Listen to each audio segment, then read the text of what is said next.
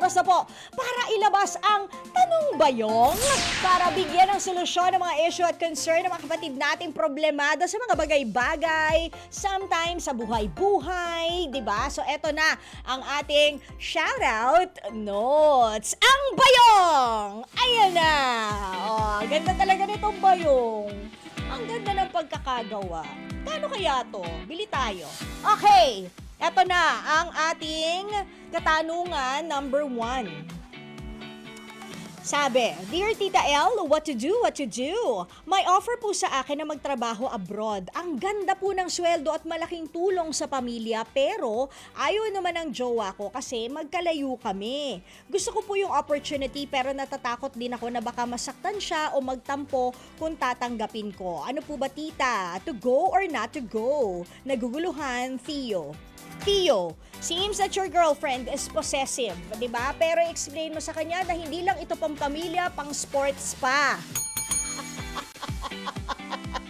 Hindi lang ito pang pamilya, para rin sa inyong future to.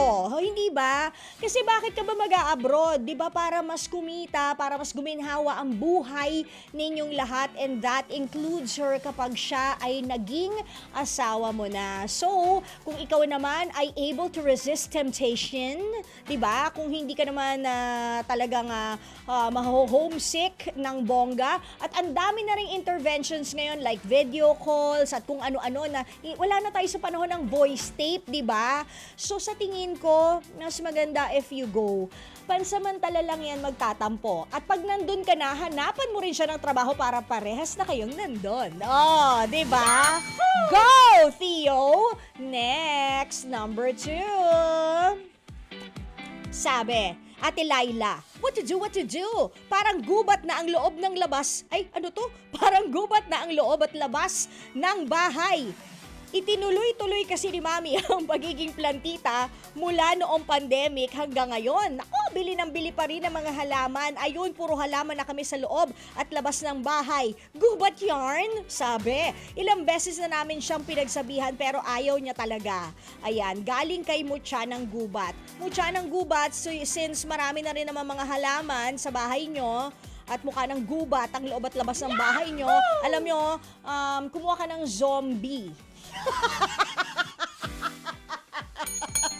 Plants versus zombies. Baka yun ang maging solusyon kapag may zombie na kayo, medyo mababawasan ang mga halaman sa bahay nyo. Pero kidding aside, alam mo, kung marami ng halaman ang inyong mother dear, alam nyo, this might be a good opportunity because pwede nyong gupit-gupitin yan at i-replant, i-repot, or kung hindi man nakukuha sa gupit-gupit tapos ilalagay mo, i-repot mo, edi kung may mga bagong usbong na, i-repot nyo at pwede pa siyang maging kabuhayan. So, huwag kang magagalit kay Mudra Bells kung marami siyang halaman sa bahay kasi malay nyo isang araw, yan ang makapagsalba or added income sa inyong bahay. O, diba?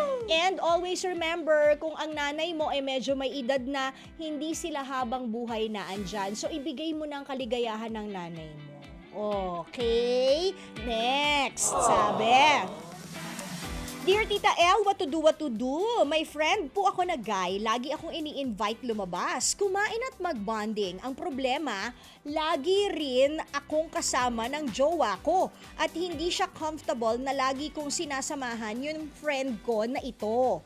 Ayoko po na isipin ng jowa ko na may iba akong gusto kasi wala naman. Pero ayoko rin pong iwasan yung friend ko dahil importante siya sa akin. Naguguluhan, Vina. Okay, so I'm assuming, Vina, na ang iyong friend na to ay yun nga, friend na guy. Okay. So parang third wheeling itong friend mo na guy na to. Parang ang hirap nga nun kasi lalong-lalo na kung seloso yung boyfriend mo. Pero alam mo, darating tayo sa isang banda na kailangan kahit papano, you have to slowly let go of your guy na friend kasi magkakaroon talaga ng conflict yan with your jowa. I'm not saying na wag mong piliin yung friend mo na guy kasi friend mo yon, and maybe yung pagiging jowa mo with this guy will not last forever. So balansehin lang natin, di ba? And okay, hanggang sa siguro magkakilanlan sila, maybe not too often, di ba? Pero sabihin na natin na maybe twice a month or 3 times a month is okay. Huwag naman araw-araw kasi baka mamaya magka boys love triangle na rin kayo dyan. Ay! On Signal Play, August 31. Sareng. Pero yun nga, baka mamaya kasi, di ba, magkaroon ng friction. Pero kung medyo mas madalang and they get to know each other, baka mas magets pa ng jowa mo kung bakit hindi mo kaya na basta na lang ilaglag etong guy friend mo na ito. Okay?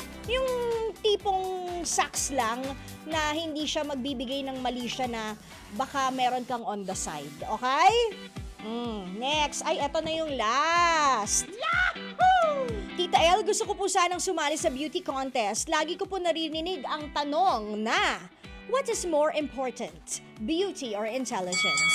Sa tingin nyo, Tita El, love miscongeniality. Kung natatandaan kong maigi at tama ang pagkakatanda ko, si Gloria Diaz, hindi ba, ang nagtanong nito? Di ba? Beauty or intelligence? Oh, di ba? Si Gloria Diaz ang nagtanong nito sa isang beauty pageant. Pero alam mo, kung ako ang tatanungin mo, sabi mo nga, gusto mong sumali sa beauty contest. Beauty or intelligence? I think intelligence, if you ask me. Because hindi lahat ay nasa physical. Sometimes, you are beautiful because you're intelligent. Oh, hindi ba? Ganun! Napapawaw ang mga boys, ha? At saka ang mga judges sa isang babaeng intelligent.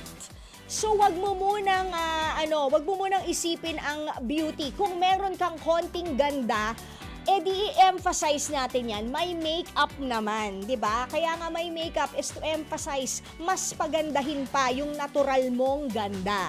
Oh, itong kaya ng budget, di alam mo na. Salamat kay Doc. Pero ang intelligence, hindi mo papapa-inject yan, day. Kaya intelligence tayo. At hindi ka man manalo, hindi ka man pumasok sa beauty contest kasi kinulang ka ng beauty girl. Kung full of intelligence ka naman, gamitin mo yan sa tamang paraan. Talagang nakaganon din ako, di ba?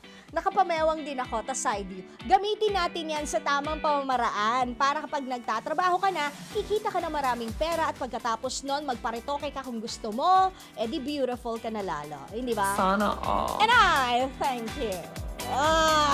Diba? This is your Mochanang shoutout, Laila Chicadora. Huwag na sanang sabihin ang age, Quezon City!